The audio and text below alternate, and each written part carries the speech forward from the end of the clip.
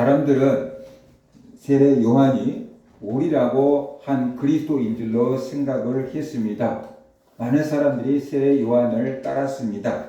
그만큼 세례 요한의 인기가 많았습니다. 그런데 세례 요한은 자기가 그리스도가 아니라고 했습니다. 자기 뒤에 그리스도가 올 거라고 했습니다. 그 세례 요한이 예수님을 보라 세상 죄를 지고 가는 하나님의 어린 양이로다 라고 말했습니다. 예수님이 바로 세상 죄를 지고 가는 하나님의 어린 양이다 라고 선포한 겁니다. 예수님이 바로 하나님의 아들이다 라고 선포했고 예수님이 바로 그리스도다 라고 선포한 겁니다. 자, 그러면 세례 요한의 말처럼 예수님이 세상 죄를 지고 가는 하나님의 어린 양이라고 했는데 세상 죄를 지고 가는 하나님의 어린 양이라는 것이 무슨 뜻일까요? 이스라엘 백성들은 세상 죄를 지고 가는 하나님의 어린 양이로다 그러면 뭔가 딱 느낌이 왔을 수 있거든요. 그런데 이스라엘 백성들이 아닌 우리 입장에서 세상 죄를 지고 가는 어린 양이 뭐야? 라는 생각을 할 수가 있다. 문화 차이가 있기 때문에 그래요. 그래서 세상 죄를 지고 가는 하나님의 어린 양이라는 게 무슨 뜻일까? 이스라엘 백성들은 유월절 양을 생각했을 겁니다. 이스라엘 백성들이 애굽에서 400년 동안 노예 생활을 했거든요.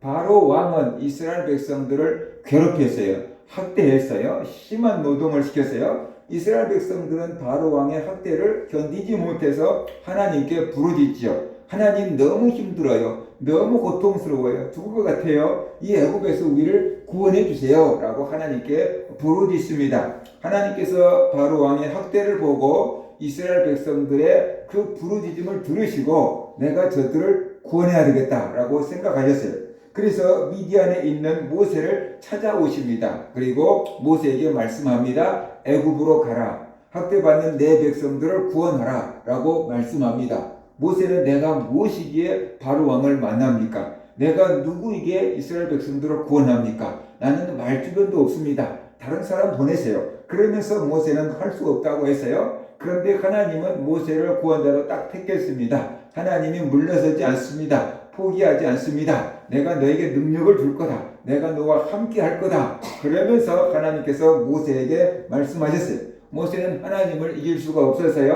그래서 모세는 애굽으로 돌아옵니다. 그리고 그 바로 왕을 만납니다. 말합니다. 히브리인의 하나님이 우리에게 나타났으니 우리가 그 하나님을 예배하도록 사흘 길쯤 광야로 나가도록 허락해 주세요 라고 말합니다. 그러나 바로 왕은 생각합니다. 이스라엘 백성들이 게으르다. 그래서 하나님 섬길 생각을 한다 라고 이렇게 말합니다. 하나님이 누구기에 내가 애굽의 왕 바로가 하나님의 말을 들어야 되느냐? 너희들이 한가하고 너희들이 게으르니까 하나님 섬길 생각을 하지. 너희들이 바빠봐라, 분주해봐라, 배고파봐라, 하나님 섬길 생각을 할 수 있나? 그래서 이스라엘 백성들을 그전보다 더 힘든 일을 시킵니다.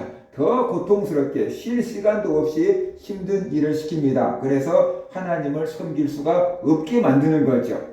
그래서 모세가 자기들을 구원해 줄 거라고 기대를 했는데 모세가 바로 왕을 만난 다음부터 자기들의 노역만 더 힘들어진 걸 쉴 시간도 없고 이제 재료도 주지 않으면서 벽돌을 구하라고 하니까 이스라엘 백성들이 모세를 향해서 원망하기 시작합니다.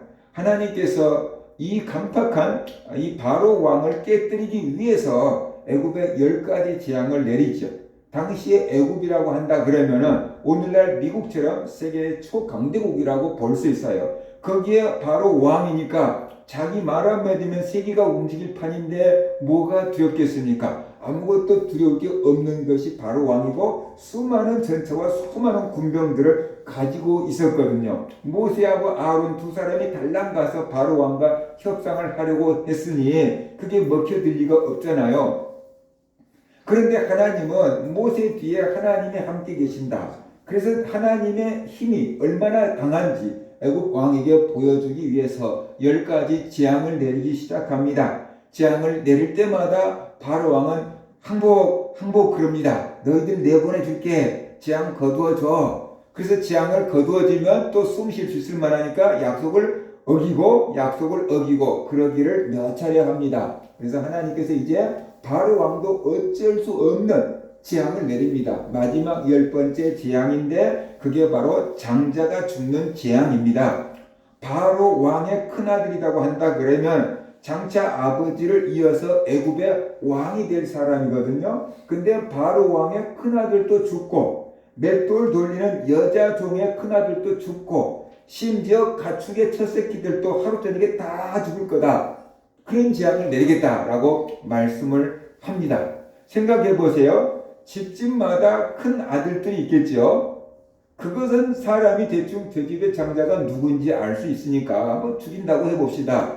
그런데 가축의 첫 새끼다라고 하면 예를 들어서 닭이 막 계란을 한 10개 정도 품어가지고 병아리를 한 10개 정도 낳았어요. 그러면 그 중에 처음 깨어나는 게 첫 새끼일 텐데 주인도 어떤 것이 첫 새끼인지 모를 거예요. 그런데 하나님이 그 가축의 첫 새끼까지 다 죽이겠다라고 말씀을 하셨어요. 그러면서 이스라엘 백성들에게는 그 재앙을 피할 수 있는 방법을 얘기해 줍니다. 그게 뭐냐? 하루에 한 날 딱 정해가지고 양을 잡아라. 그리고 그 양의 피를 문설주와 임방에 바르라 라고 말하고 있어요. 우리가 문에 이렇게 들어가려고 하다가 보면은 양쪽에 문 기둥이 있잖아요. 이게 문설주인데 여기다가 피를 바르고 여기 위에 머리 위에 부분 있잖아요. 임방 여기에다가도 피를 바르라. 양의 피를 바르라 라고 얘기했어요. 그리고 양 고기를 먹으라. 그러면은 재앙이 임할 때 그 피를 보고 그 집에 있는 장자는 죽임을 당하지 않고 재앙이 넘어갈 거다. 그것을 유월절이라고 했어요. 유월절. 그래서 영어로는 pass over. 지나간다. 넘어간다. 재앙이 지나가고 넘어간다. 라고 해서 유월절이라고 했던 겁니다. 이스라엘 백성들은 모세를 통해서 주신 그 하나님의 약속을 믿었어요. 그래서 집집마다 양을 잡고 그 다음에 문설주와 임방에다가 양의 피를 바르고 그 양의 고기를 먹고 밖으로 나돌아다니지 않고 집에 다 들어가서 있었어요. 애굽 사람들은 그런 재앙이 임한다는 것을 몰랐고 어떻게 피하는 방법을 몰랐어요. 그냥 어제와 같이 오늘도 계속된 줄 알고 있었어요. 그런데 하루 저녁에 바로 왕의 아들이 죽고 신하의 아들이 죽고 술사의 아들 둘이 죽고 여종의 아들 둘이 죽고 심지어 송아지나 가축대들의 첫 새끼들까지 하루 종일 다 죽었어요. 자다가 일어나서 보니까 집집마다 큰아들이 죽은 거예요. 큰아들은 그 집에 어떻게 돼요? 대표잖아요. 근데 큰아들들 다 죽었어요. 그러니까 요 집에도 애곡 소리, 저 집에도 애곡 소리. 가끔 친척 중에 한 사람이 돌아가시면 아는 사람들이 친척들이 다 가가지고 슬픔을 위로하고 힘을 내게 용기를 낼 수 있게끔 해주잖아요. 그런데 집집마다 다 추상이 났어요. 집집마다 다 큰아들들이 다 죽었어요. 그러니까 누구에게 가서 슬픔을 위로하고 달랠 수 있겠냐고 말이에요. 자기 집에 있는 슬픔도 감당하기 어렵고 자기 집에도 장례를 치러야 되니까 남의 집에 장례 치러주는데 가서 도와줄 여력이 안 되잖아요. 그래서 이스라엘 백성들이 하는 말, 애굽 사람들이 하는 말, 바로 왕께 애굽이 망하게 된 줄 알지 못합니까? 그랬어요. 애굽이 망하게 된 줄 알지 못합니까? 바로 왕은 세상에서 자기가 못할 일은 없다고 생각했어요. 그런데 자기 큰아들이 죽었어요. 그런데 그것을 살릴 수 있는 능력이 없는 거예요. 어마어마한 권세와 군사력과 부와 명예를 가지고 있는데 신하들을 가지고 있는데 의사들도 많았겠지요. 그런데 하루 저녁에 죽임당한 자기 아들을 살려낼 수가 없었어요. 그럴 때 바로가 생각했겠죠. 나는 신이 아니다. 그전에는 바로가 생각했어요. 애굽에 내가 신이다. 그렇게 생각해요. 내 말 한마디만 안 되는 게 없다. 바로는 곧 신이다.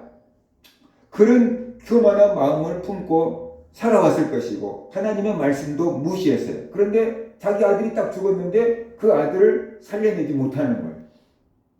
그러니까 어떻게 돼요? 나는 신이 아니다 라는 것을 깨닫게 된 거지요. 그래서 바로 왕이 그때 놀랐어요. 그래서 이스라엘 백성들에게 항복하고 이스라엘 백성들 나가라 하고 해방을 시켜줍니다. 그래서 400년 동안 종살이해서 이스라엘 백성들은 해방이 되고 가나안 땅을 향해서 출발하게 되는데 그날이 바로 유월절이에요. 유월절. 그 유월절 세례 요한이 예수님을 보고 보라 세상 죄를 지고 가는 하나님의 어린 양이로다 라고 했을 때 이스라엘 백성들은 그 애굽에서 나오게 해준 그 유월절 양을 딱 생각했을 거예요. 그 양이 우리를 살게 해주고 그 양이 우리를 해방시켜 준 것처럼 저 예수님이 우리를 살게 하고 우리를 해방시켜 주려나 보다 라고 아마 생각을 하게 되었겠죠. 예수님은 세상 죄를 지고 간다 그랬어요. 자기 죄를 지고 가는 게 아니고 세상 죄를 지고 간다. 그러니까 사람들의 죄를 지고 가는 하나님의 어린 양이다라고 했어요. 하나님이 예비해 놓으신 양이다.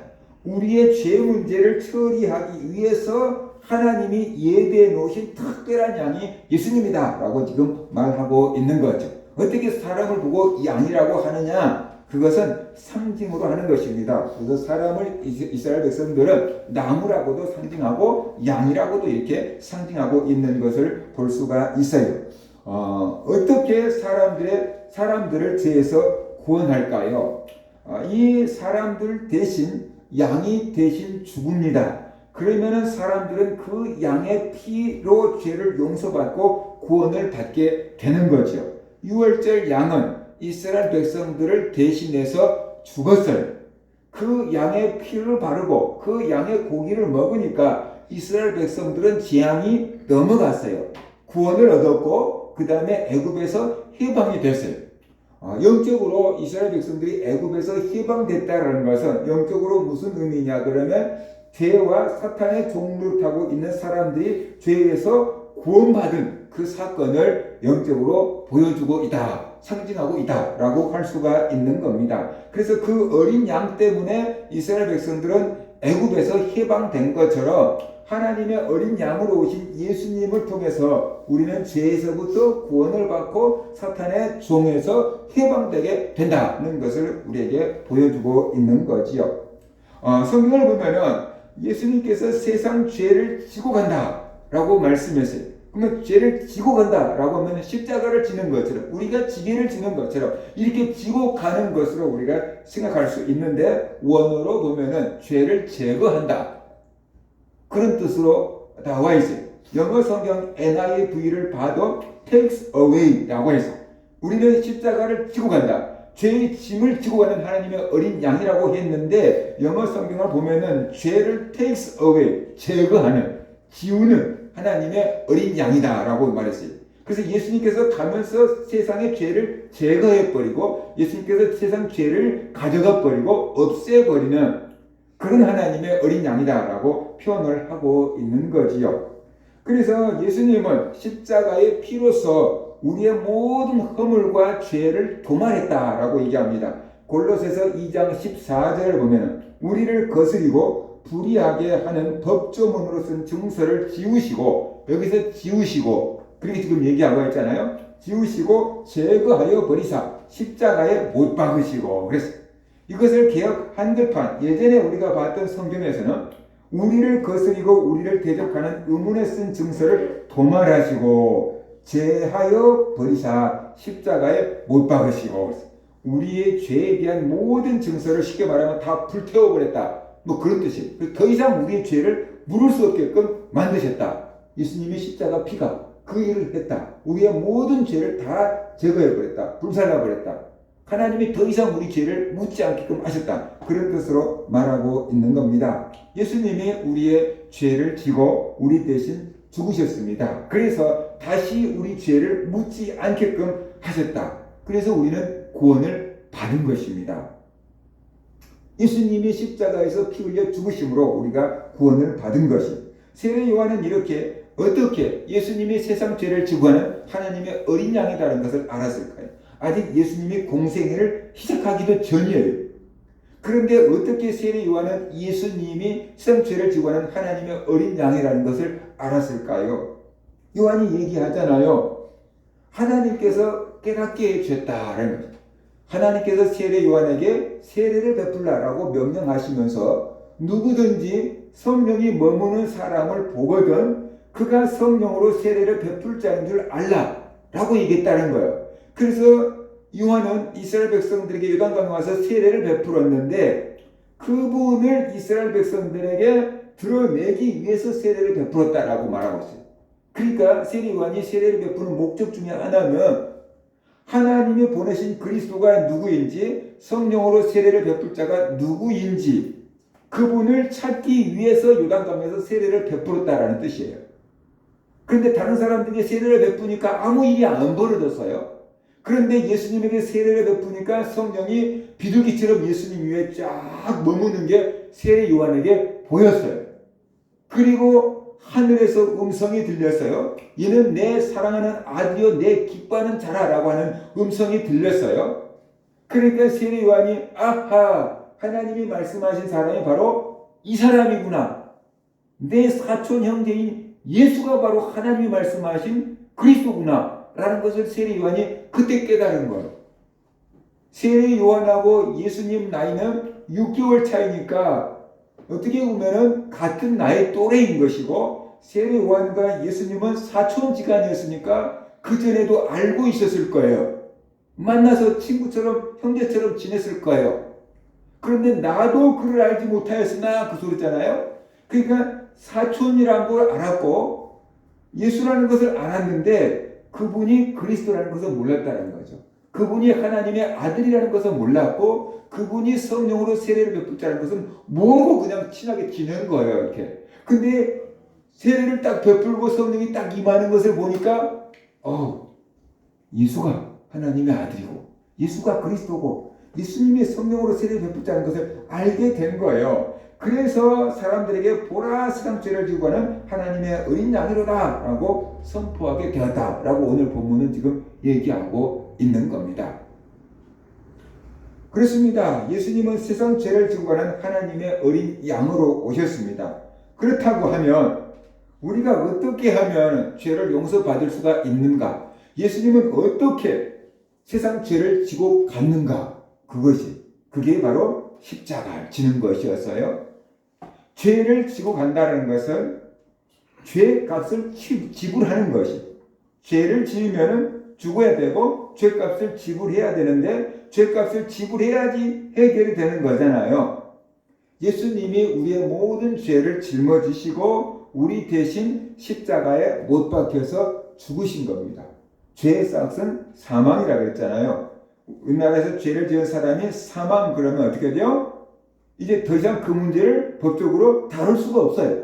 왜냐하면 이미 죽어버렸으니까 그 사람은 아무리 형량을 때리는데 감옥에 가둘 수도 없고, 그러니까 그냥 처리하지 않고 끝내는 것입니다. 그처럼 예수님이 우리의 모든 죄를 지고 우리 대신 십자가에 못 박히시고 피 흘리시고 죽으셨어요. 그러니까 성경은 피 흘림이 없은 적 사함이 없다 그랬잖아요. 피를 흘려야 해. 그러면 피에는 생명이 있다. 그래서 피를 흘린다는 소리는 죽는다는 뜻이에요. 예수님이 우리 대신 죽어줬어요. 그러니까 죄값이 다 지불됐으니까 하나님께서 더 이상 우리의 죄를 묻지 않는다는 거죠. 너 예전에 이런 죄를 지었잖아. 그렇게 하나님이 묻지 않는다는 것이. 넌 죄값은 이미 다 지불됐다. 너는 이제 죄 없다. 그래서 우리가 의로워지고 그래서 우리가 하나님의 자녀가 되고 그래서 우리가 구원받게 된다는 것이 성경의 가르침인 것입니다. 6월절 양의 피를 바르고 양의 고기를 먹으니까 재앙이 넘어가고 생명을 얻었잖아요. 그것처럼 예수님의 피를 마시고 예수님의 살을 먹으면은 우리 영혼이 살게 된다라고 말하고 있어요. 우리 육체가 사는 것을 생각해 보세요. 우리 육체가 뭘로 삽니까? 제가 신대원 다닐 때 정신과 의사 선생님이 목사가 되려고 신학대학원을 들어왔어요. 그래서 병원을 잠깐 막혀놓고 이제 와서 공부하고 끝나면 또 가서 진료하고 그런 분이 있었는데 교수님이 그랬어요. 사람이 어떻게 삽니까? 사람의 힘이 어디서 나옵니까? 라고 물었어요. 그랬더니 그 정신과 의사 선생님이 기본적으로 사람의 힘은 음식에서 나옵니다. 음식을 먹음으로 힘을 쓸 수 있습니다. 라고 이렇게 너무 단순하지만 너무 맞는 대답을 했어요. 사람은 먹고 마셔야지 살 수 있어요. 안 먹고 안 마시면 어떻게 돼요? 죽어요. 뭐 하루 한 끼 안 먹고 안 마셔서 죽는 건 아닌데 계속 안 먹고 안 마시면 죽여요. 그러니까 사람이 사는 것은 먹고 마셔야지 살아요. 자, 몸은 먹고 마셔야지 살아요. 우리 영혼도 먹고 마셔야 산다는 거지. 그러면 우리 영혼이 먹고 마시는 게 뭐냐? 예수님 말씀하셨어요. 예수님의 살을 먹어야 된다. 예수님의 피를 마셔야 된다. 그러면 산다. 그렇게 말씀하셨어요. 요한복음 6장 51절과 58절 보면은 예수님께서 이렇게 말씀하고 계셔요. 나는 하늘에서 내려온 살아있는 떡이니 사람이 이 떡을 먹으면 영생하리라. 내가 줄 떡은 곧 세상의 생명을 위한 내 살이니라 그랬어요. 예수님의 살을 먹으면 영생하리라 그랬어요. 그러므로 유대인들이 서로 다투어 이르되 이 사람이 어찌 능히 자기 살을 우리에게 주어 먹게 하겠느냐.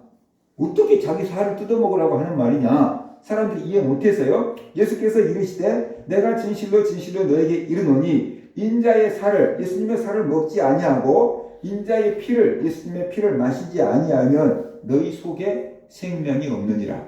영적인 생명이 없다고 하셨어요. 내 살을 예수님의 살을 먹고 예수님의 피를 마시는 자는 영생을 가졌고 마지막 날에 내가 그를 다시 살리리니 내 살은 예수님의 살은 참된 양식이요 예수님의 피는 참된 음료로다. 예수님의 살을 먹고 예수님의 피를 마시는 자는 내 안에 거하고 나도 그 안에 거하나니 살아계신 아버지께서 나를 보내심에 내가 아버지로 말미암아 사는 것 같이 나를 먹는 그 사람도 나로 말미암아 살리라. 이것은 하늘에서 내려온 떡이니 조상들이 먹고 죽은 것과 같지 아니하여 조상들은 하늘에서 내려온 만나를 먹었어도 죽었잖아요. 그러니까 그것보다 위대한 떡이라는 거예요. 이 떡을 먹는 자는 영원히 살리라 라고 말씀하셨어요. 그러니까 우리 육체를 위해서는 음식을 먹고 물을 마셔야 되는 것처럼 우리 영혼을 위해서는 예수님의 살을 먹어야 되고 예수님의 피를 마셔야 된다 라고 말씀하고 있어요. 그러면은 영원히 생명을 얻는다. 우리는 음식을 먹으면 영원히 삽니까? 음식을 먹어도 죽을 때가 되면 어떻게 돼요? 죽어야 돼요. 근데 예수님의 살과 예수님의 피를 마시면 영원히 우리 영원히 산다 라고 지금 말하고 있어요. 다시 말하면 천국에 간다. 그 얘기를 하고 있는 거죠. 자, 그러니까 우리가 영원히 살려고 한다면 예수님의 살을 어떻게 돼요? 먹어야 되고 예수님의 피를 마셔야죠. 그래서 초대교회 성도들이 예수님의 살을 먹고 예수님의 피를 마신다 그러니까 안 믿는 사람들이 저것들이 식인종이다. 기독교인들은 사람을 잡아먹는다. 막 이런 오해가 생겼던 거예요. 어떻게 우리가 예수님의 살을 먹고 예수님의 피를 마십니까? 그게 바로 성찬식이에요. 그게 바로 성찬식. 고린도전서 11장 23절과 25절 내가 너에게 전한 것은 주께 받은 것이니 곧 주 예수께서 잡히시던 밤에 떡을 가지사 축사하시고 떼어 이르시되 이것은 너희를 위하는 내 몸이니 이것을 행하여 나를 기념하라 하시고 19회 또한 그와 같이 잔을 가지시고 이르시되 이 잔은 내 피로 세운 새 언약이니 이것을 행하여 마실 때마다 나를 기념하라 하셨으니 라고 말하고 있어요. 예수님이 십자가 지시기 전에 제자들과 마지막 식사를 하십니다. 그럴 때 예수님의 살과 피를 먹는 것이 어떤 것인지를 가르쳐 줍니다. 예수님이 떡을 뗐다고 그러는데 우리말로 하면은 그 막 사각진 떡이 아니고 부침개 같은 거요. 이스라엘 백성들은 그 부침개 같은 것을 그냥 구워갖고 이렇게 먹으니까 그 부침개 같은 것을 동그란 것을 띄어서 제자들에게 주면서 받아 먹으라. 이것은 너희를 위한 내 몸, 내 살이다라고 말씀하셨습니다. 그러니까 분명히 이것은 밀가루로 된 떡이었어요. 그런데 이것은 예수님의 몸을 상징한다라고 의미를 부여해 준 거예요. 똑같은 반지인데 결혼식 때 주고받은 반지는 결혼 반지라 그래가지고 내가 뭐 길거리에서 산 반지보다 더 의미를 부여하지요. 그것처럼 똑같은 떡인데 이것은 내 몸이다 라고 하면서 예수님이 떼어주셨어요. 이것이 내 몸을 상징한다. 그러니까 이것을 먹으면 내 몸을 먹는 거다. 예수님의 살을 먹는 거다 라고 의미를 부여해 준 거예요. 우리가 미역국을 아무 때나 먹을 수 있어요. 그런데 생일날 차려주는 미역국은 어떻게 돼요? 이것은 내 생일이니까 끓여주는 미역국이야 라고 하면서 의미가 어떻게 돼요? 달라지죠.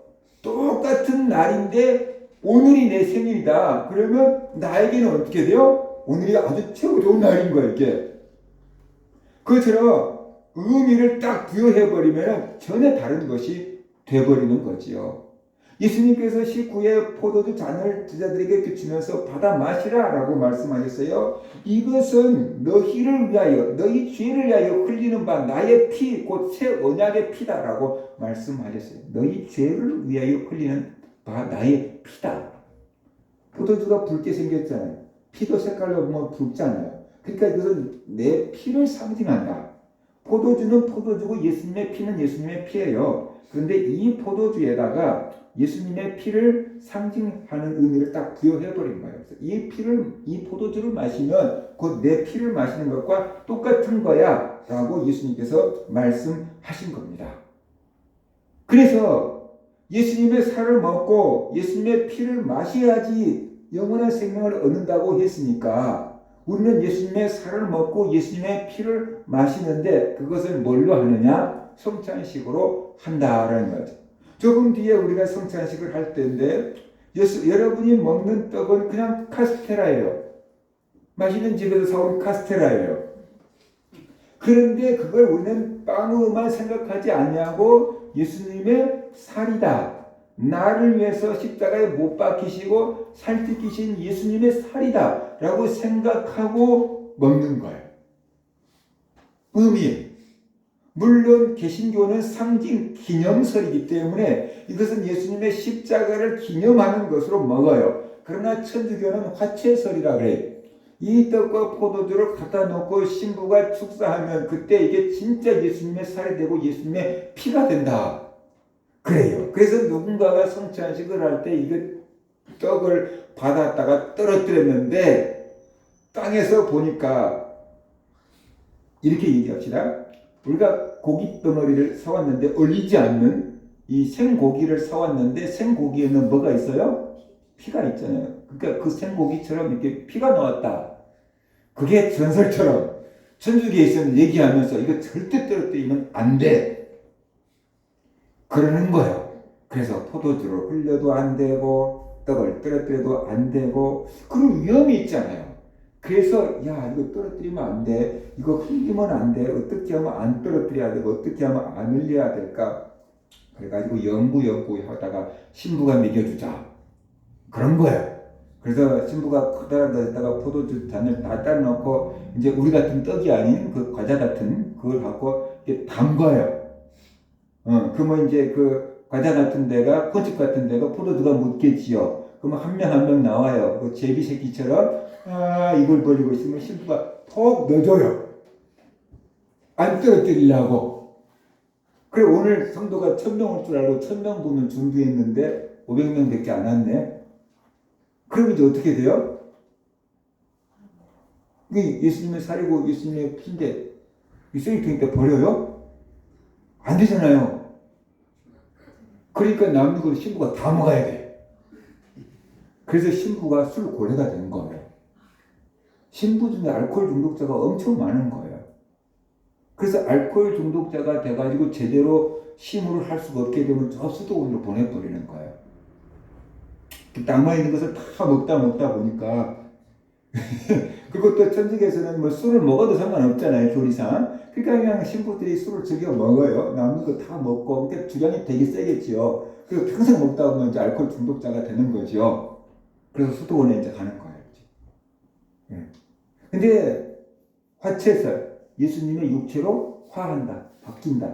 그 천주교 성찬식 개념이에요. 그런데 개신교는 이것을 행하여 나를 기념하라 그러셨잖아요. 이것을 행하여 나를 기념하라. 그래서 우리는 예수님의 십자가 희생을 기념한다. 그래서 기념설, 개신교는 기념설 합니다. 여러분이 이게 떡을 먹다가 막 떨어뜨릴 수도 있고 포도주를 흘릴 수도 있는데 그것 갖고 막 천주교처럼 막 엄청난 죄책감을 막 가질 필요는 없어요.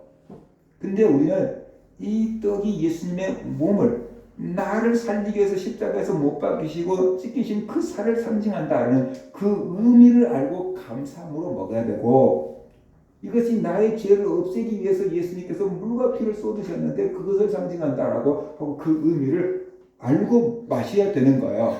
그리고 이제 그 예수님의 생명이 내 안에 들어와 있다. 예수님의 살과 피가 내 안에 들어와 있다. 예수님이 내 안에 계신다. 그것을 느끼고 그것을 믿으라 하는 것이에요. 그래서 우리가 성찬식을 하는 것이에요.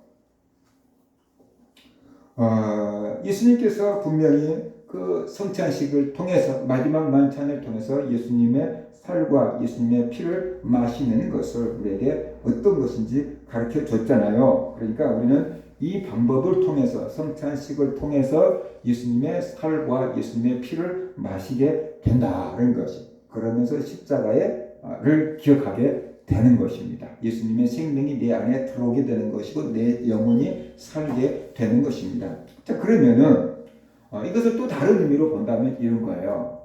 우리가 이 성찬식을 통해서 예수님의 살을 먹고 예수님의 피를 마시잖아요.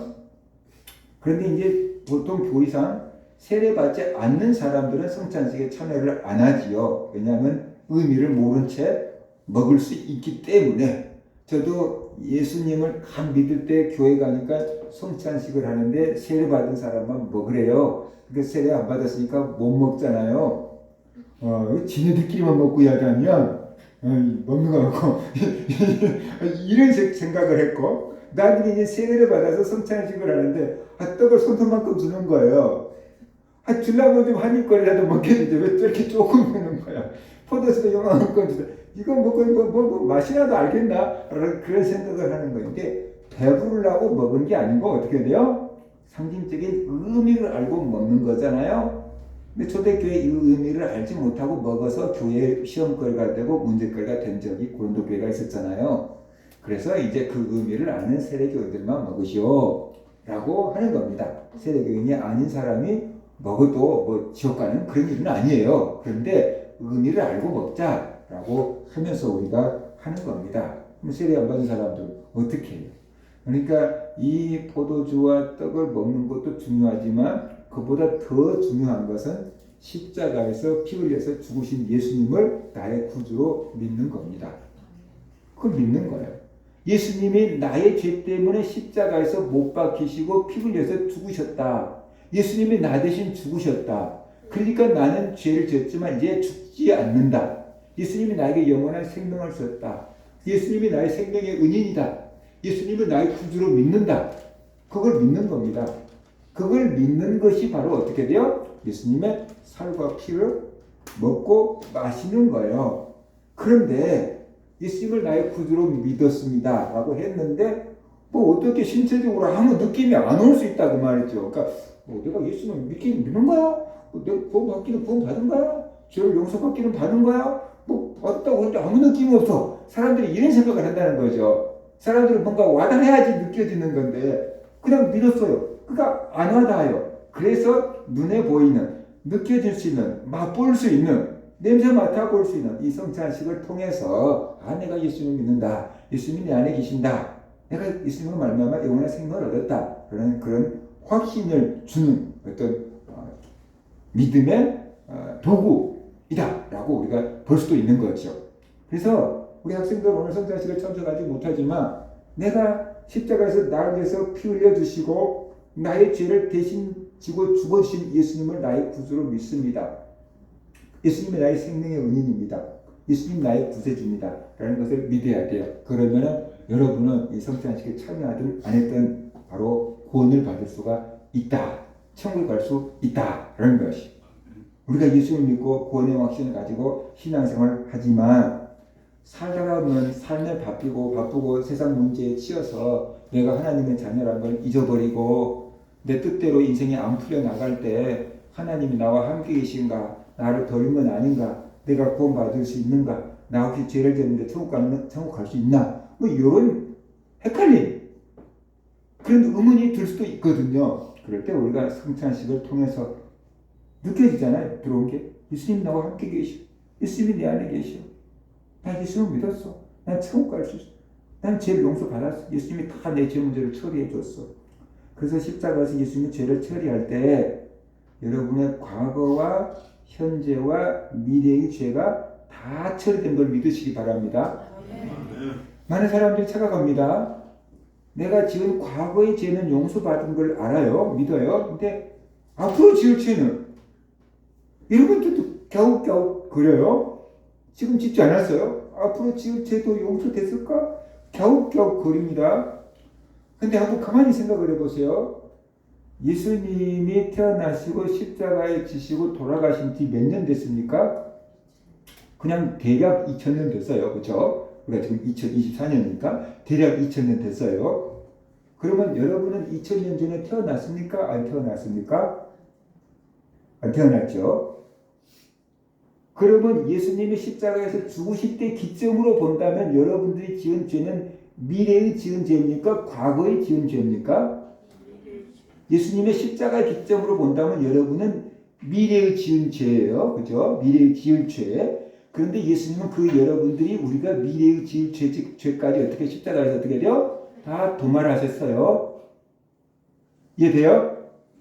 그러니까 우리가 예수 그리스도를 믿을 때 내가 과거에 지은 죄, 지금 짓고 있는 죄, 앞으로 지을 죄값까지 어떻게 돼요? 다 선불로 치루어 놓은 걸 믿으시기 바랍니다.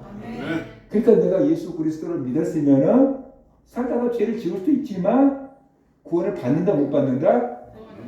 받는다. 그러면 구원의 확신을 가질 수 있잖아요.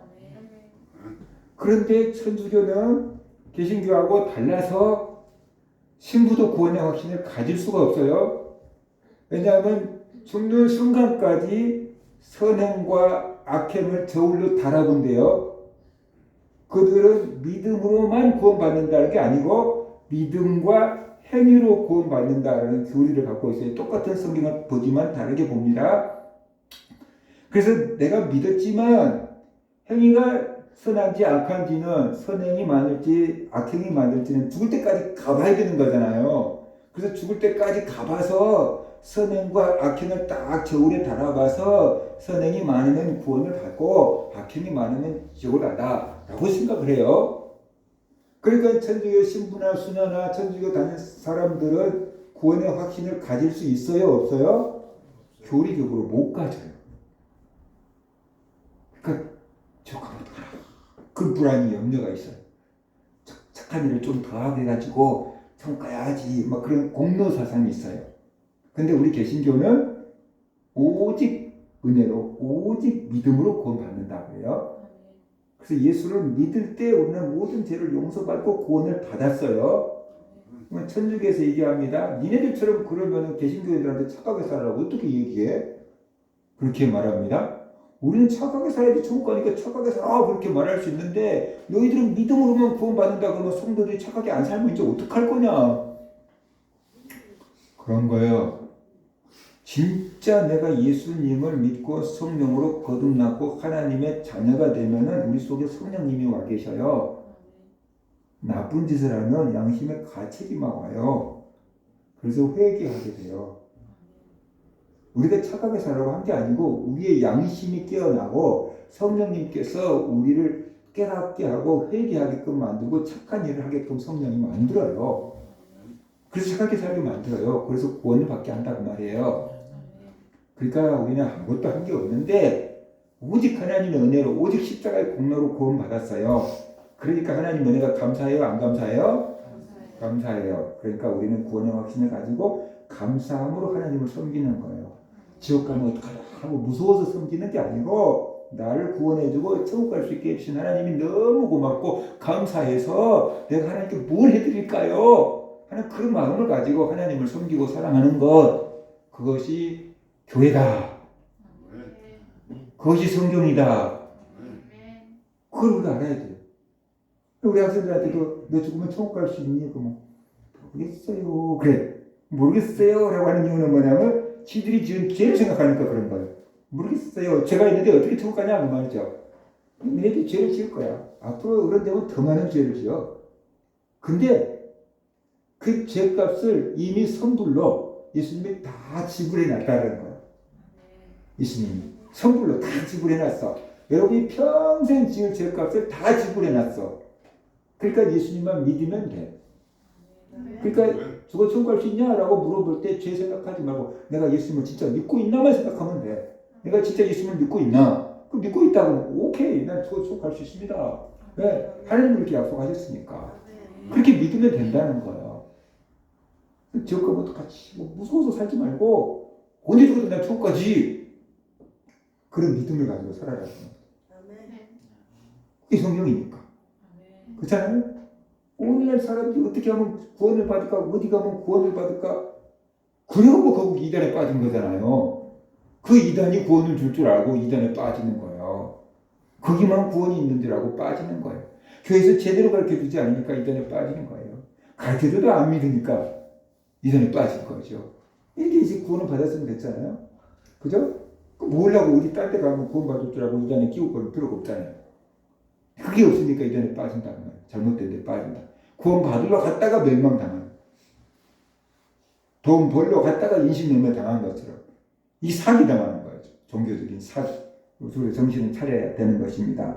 자, 예수님이 세상 죄를 지고 가셨어요. 저와 여러분의 죄를 지고 예수님이 대신 십자가에 못 박혀서 죽임을 당하셨어요. 왜 예수님께서 우리의 죄를 대신 지고 왜 대신 죽으셨냐를 거예요. 그것은 죄의 싹은 사망이라고 했잖아요.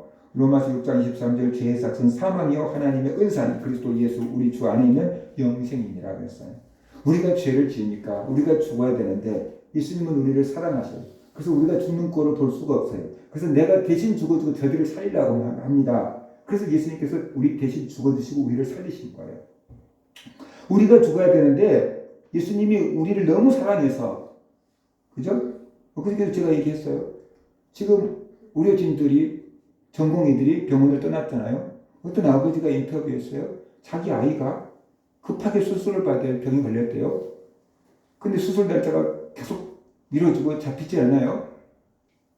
그러니까 아버지 입장에서 막 어떻게 돼요? 오장육부가 더 들어가는 것 같은 거예요. 아버지가 인터뷰 얘기했어요. 차라리 내가 아팠으면 괜찮을 텐데 저 어린 것이 저렇게 아파 있는데 어떻게 할 방법이 없어요. 그렇게 인터뷰를 하더라고요. 그게 애기들이 죽으려고 하면 부모들이 차라리 내가 죽었으면 좋겠다. 내가 죽고 제가 살면 좋겠다. 엄마 아빠들이 제대로 된 엄마 아빠라면 그런 생각하지 않겠어요? 우리가 죄 짓고 지옥 가야 되는데 예수님이 그 부모의 심정으로 우리를 딱 보니까 어떻게 돼요? 내가 대신 죽어서 저들을 살려야 되겠다. 그 생각이 든 거예요. 그래서 예수님이 십자가에서 우리 대신 죽으시고 우리를 살려놓으신 거예요. 그래서 우리는 십자가를 통해서 예수님의 사랑을 알아야 돼요. 죽기까지 나를 사랑하신 그 예수님의 사랑을 알아야 된다는 거예요. 우리가 아직 죄인 되었을 때 그리스도께서 우리를 위하여 죽으심으로 하나님께서 우리에게 대한 자기의 사랑을 확증하셨다고 했잖아요. 예수님이 십자가에 죽으신 것을 볼 때 하나님이 나를 얼마나 사랑하셨는지 그게 증거라는 거잖아요. 우리가 예수님의 사랑을 알라라는 거잖아요. 그리고 사람들은 죄 문제를 해결할 수 없어요. 내 스스로 죄 문제를 해결하려고 사람들은 온갖 종교를 따라가기도 하고 고행을 하기도 하고 선행을 하기도 하는데 그게 이미 지은 죄를 없이 하지는 못한다는 거죠. 예를 들어서 내가 도둑질을 했어요. 그래서 도둑질 한 것을 가지고 홍길동처럼 가는 사람들을 다 나눠줬어요. 그렇다고 해서 내 도둑질이 없어집니까? 도둑질한 죄가 없어집니까? 그건 아닌 거예요. 그처럼 내가 선행을 하든 고행을 하든 어떤 종교 행위를 하든 내가 지은 죄는 그대로 남아있는 거예요. 못 없애요. 내가 죄 문제를 해결하는데 이미 내가 죄에 오염된 죄인이기 때문에 내 스스로 죄 문제를 해결할 수가 없어요. 그래서 죄가 하나도 없은 하나님의 아들이 이 땅에 오셔서 우리 죄 문제를 해결하신 겁니다. 그게 십자가입니다. 그것을 기념하는 것이 성찬식입니다. 그래서 우리는 이 성찬식을 통해서 예수님의 희생을 기념해야 됩니다. 우리 손에 가시라도 하나 박히면 얼마나 아픕니까? 손이라도 하나 베면 얼마나 아슬아리고 아픕니까? 혀 속에 혓바늘 하나만 돋아도 얼마나 불편합니까? 그런데 예수님이 우리 대신 십자가에서 손과 발에 못이 박히고 옆구리에 창이 찔리셨다는 것이 얼마나 아프셨을까? 얼마나 고통스러웠을까? 근데 우리를 위해서 참으신 거예요. 그래서 예수님의 희생을 기억해야 되고 그 희생은 우리를 사랑하기 때문에 기꺼이 감당하는 희생이거든요. 엄마 아빠들이 여러분을 키우고 교육시키기 위해서 아침부터 저녁까지 회사 가가지고 얼마나 힘들게 일하는지, 얼마나 모욕을 당하면서 참고 일하는지, 얼마나 스트레스를 받으면서도 자식들을 먹이고 가르치려고 일하는지, 그것을 안다고 하면 얘네들이 학원 가서 좋을 수가 없는 거야. 그래서 우리가 예수님의 그 사랑을 알고 예수님의 희생을 알아야 된다는 거예요. 성취한식을 통해서 잊어버렸던 예수님의 희생과 예수님의 사랑을 한번 다시 기억하는 그런 계기가 되시기를 주의 이름으로 축원합니다. 모세 시대에 있었던 유월절 어린 양은 앞으로 오실 예수 그리스도에 대한 예표입니다. 그림자라는 것이 이걸 하나 보여서 저걸 보게끔 만들어주는 것이에요. 이스라엘 백성들이 유월절 어린 양의 고기를 먹고 피를 문설주의 발음으로 죽음에서 구원을 받았습니다. 그것처럼 예수님을 십자가의 보혈을 믿는 사람들은 모든 죄를 용서받고 구원을 받습니다.